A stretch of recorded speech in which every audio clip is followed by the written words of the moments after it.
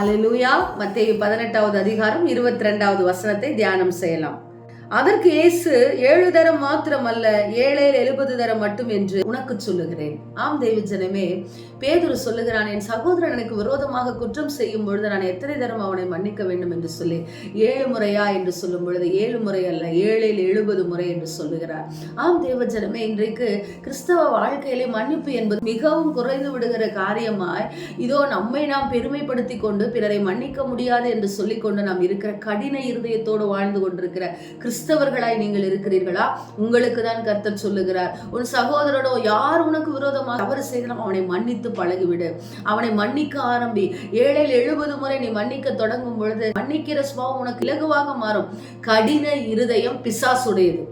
உன்னை நீயே பெருமைப்படுத்தி கொண்டு பெருமையாய் பேசிக்கொண்டு பிறரை மன்னிக்க முடியாது என்று சொல்லுகிற குணம் பிசாசுடைய குணமாய் இருக்கிறது.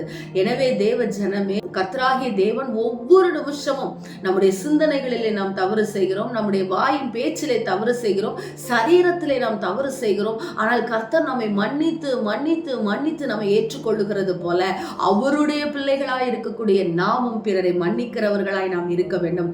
மன்னிக்க முடியாது என்று சொல்லி இதோ யாரையும் ஒதுக்கி தள்ளாதிருங்கள். அந்த மன்னிக்க முடியாத காரியம் உங்கள் வாழ்க்கையிலே உங்களுக்கு வியாதியை கொண்டு வருகிறதா இருக்கும். எல்லாரையும் மன்னித்து பழகுங்கள். நிச்சயம் கர்த்தர் உங்களை ஆசீர்வதிப்பார். ஆமென். ஸ்தோத்திரம்.